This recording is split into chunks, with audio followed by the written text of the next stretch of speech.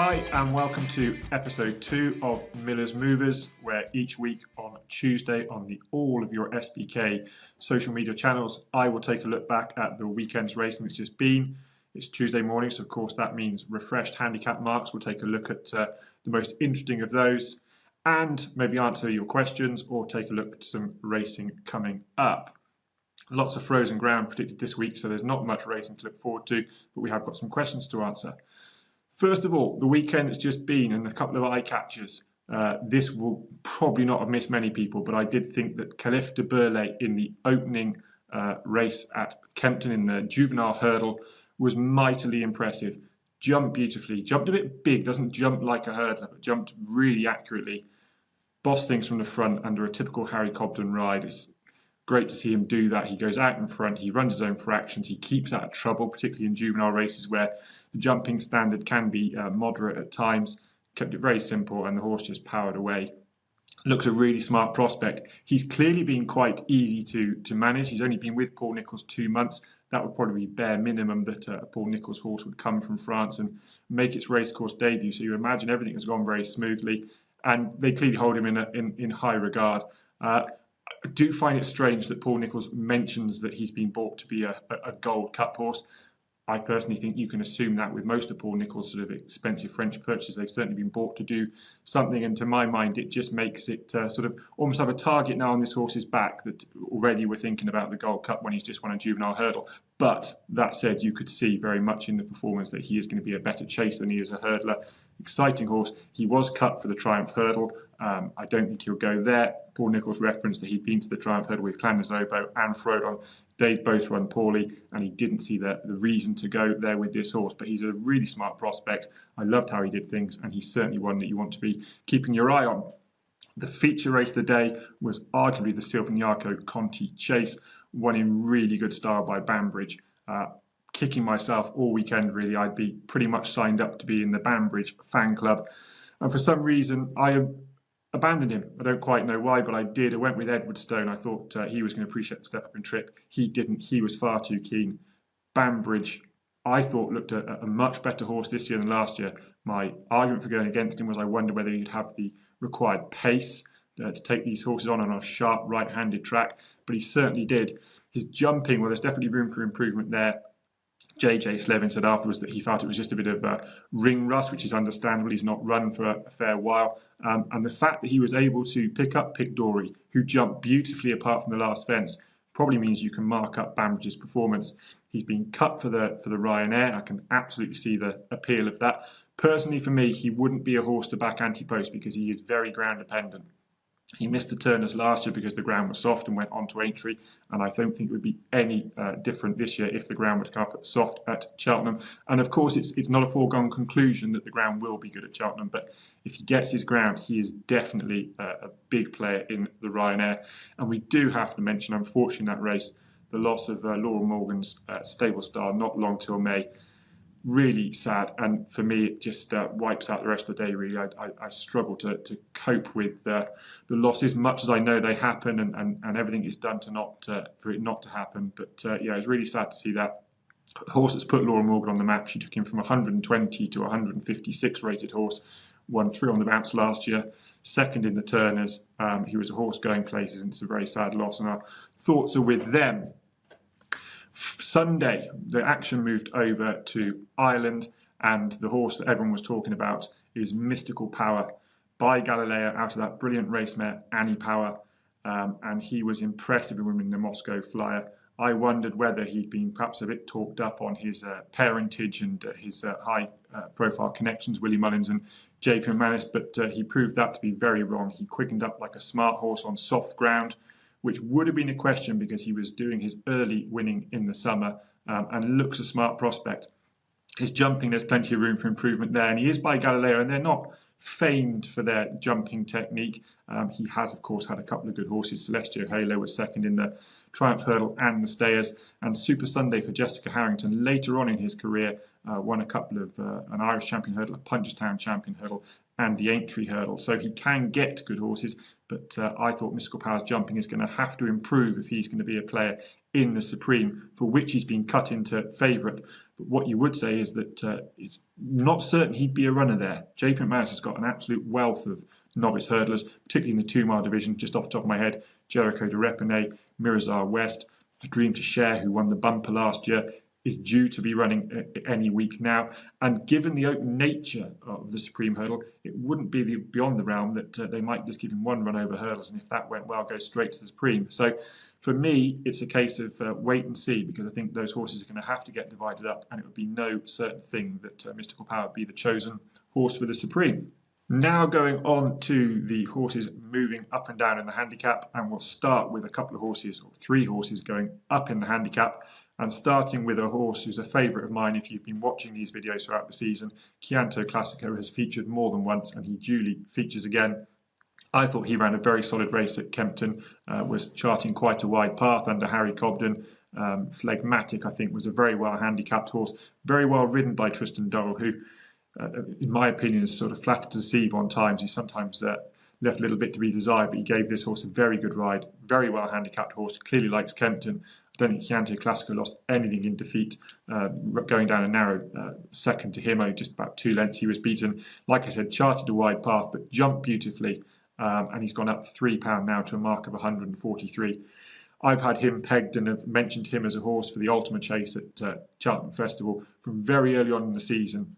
He coped fine at Chepstow on a slightly undulating track. He perhaps wasn't at his best at Ascot last time, and I wondered whether that was the slightly quicker ground, but the ground was quick enough at Kempton on Saturday, and he seemed to cope with that. So maybe it was just the sort of downhill start at Ascot that got him on his head a little bit early and disrupted his rhythm, but his jumping was much better here. I think this was a run very much designed to get a good round of jumping in. He was given plenty of room at his fences. The fact he was beaten doesn't worry me at all, and Kim Bailey, of course, went very close with Happy Go Lucky a couple of years ago in the Ultimate, and I'm pretty certain this is where he'll go. Now, if you missed me mentioning him early in the season at a bigger price, he's still around about 14 to 1 for the Ultimate, and I think that's a very fair price indeed. The other impressive novice chaser from the weekend came at Warwick, and it was the Dan Scouten-trained Grey Dawning, who took apart the Hampton Novices Chase. It looked a pretty competitive race on paper with Apple Away and Broadway Boy in there, but he ran out a very wide margin winner. He's gone up £9 now to a mark of 153. It's certainly a deserved rise. He's just not a horse that I could get on board with for a Cheltenham Festival target. He jumps very violently out to his left when he gets to the front. He did it at the last 2 fences at Warwick on Saturday. He did it at Cheltenham previously, which caused him to come down. And I just don't think that he's going to get away. He's not going to have that margin of error for that sort of thing at the Cheltenham Festival. Tom Messenger, who is assistant trainer to the Skeltons, mentioned that if he came out of the race well, they might look to the Scilly Isles at Sandown next. That would look a logical target, and some people will now disagree with what I'm about to say, because he has won right-handed.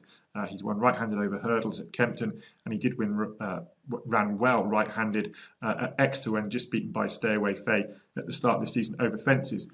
But at Exeter, they come stand side, so the horses have a rail on their left-hand side. So jumping left there up the home straight, for all that it's a right-handed track, is not such an issue.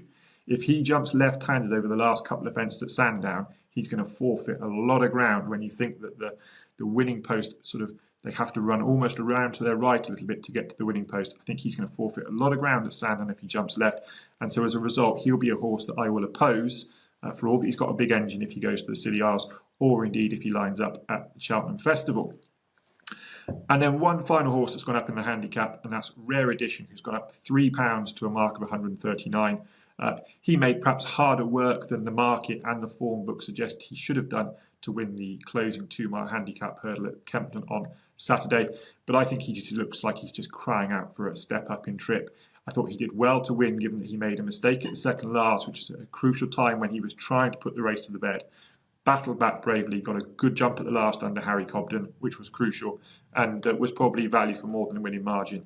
He has been quoted in the Betfair hurdle market, but one of his co-owners said on social media over the weekend that they didn't think that was likely, and they felt he needed a step up in trip as well. So hold fire if you fancy him for that, but certainly keep him in your tracker off a mark of 139 if he goes up in trip. 2 horses going down for you now in the handicap, and the first one is Teddy Blue, who I did put up at 50 to 1 for the Lanzarote hurdle on last week's SBK betting podcast.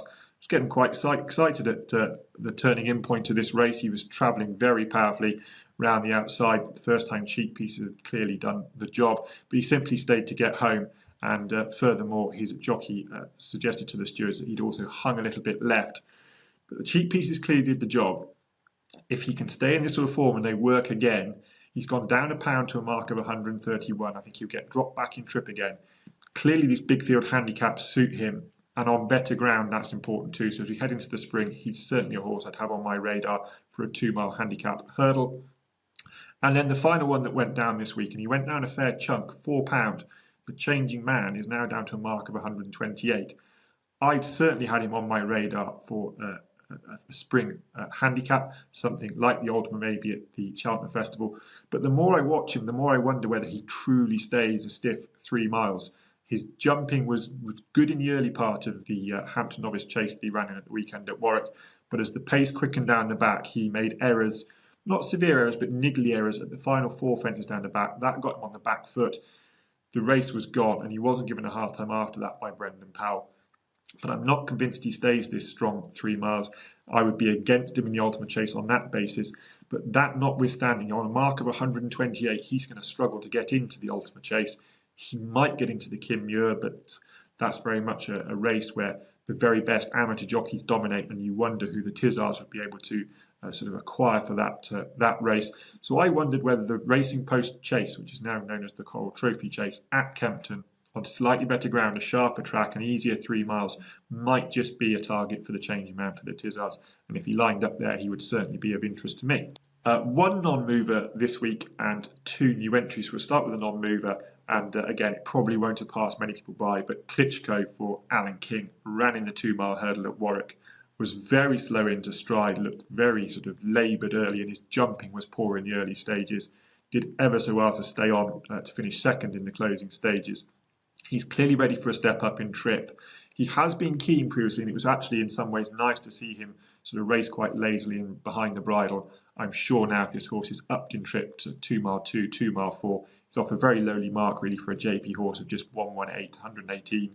And I'm sure upped in trip, Klitschko can land a decent little handicap for Alan King. And then because of the cold weather that's forecast this week, it's perhaps best not to get ahead of ourselves and look ahead too much to the weekend's racing. So we'll finish with a few of the questions that you sent in on the SBK Twitter or X channel and on the YouTube comments. And we'll start with a question from Daniel Watkins, which came on the YouTube comments last week. And he asked, can a trainer query or ask for a revision of a handicap mark? Which was a good question, I thought, because I think it displays the link between the handicapper and the trainers. I had a fairly good idea of the answer, but I thought it best to go and actually ask a few trainers. So I spoke to 5 or 6 different trainers, and the answers varied. They were all clear that yes, you could query and ask for a revision of a handicap mark. They varied in their responses as whether they've been successful or not. And generally, it seems like you get more success if you're asking for a slight revision of a handicap mark for a horse that's been on the sidelines, perhaps, and sort of ask for it to come drop a couple of pounds so it can come down to a lower grade to be given a chance coming back from an injury. There was also an occasion where a horse had been put up to a mark of 123, and the trainer requested whether it could be dropped down just a pound to a mark of 122, because the races are framed in the weighting handicaps of 0 to 110 or 0 to 120, etc. But if you're off a mark of 122, just £2 above that 120 threshold, you can run in a 0 to 120. If you're off 123, you can't. Obviously, you have to go up into 0 to 130, 0 to 140s. So the trainer requested he come down a pound so he could run off a top weight in a lower grade. And after discussion, that was allowed to happen. I spoke to the chief handicapper of the BHA, who said that he regularly speaks to trainers. He would think he speaks to trainers 2 or 3 times a day. They will often have a discussion about a mark. They will, if they feel that it's correct, change a mark. But more often than not, they're able to explain why said horse has been given such a mark and a revision is not given. But he also pointed out that if trainers do feel that they've been unfairly handicapped, there is an official appeals process that they can go through. Kate Walsh asked about a David Maxwell ride that came in the bumper at Doncaster last week on a horse called Off the Jury. And she said he didn't look to try very hard. Is that something that the handicapper would take into consideration? And the simple answer is no, a handicapper won't take into consideration bumper runs. They only take into consideration runs over hurdles or fences. But as a punter, I think there's certainly races you should be taking into consideration, particularly when looking at horses that are making their handicap debuts. If they're going up in trip, having got a mark after running on 2 or 3 runs over hurdles over 2 miles, if they're going up in trip, have a look back. What were they like in bumpers?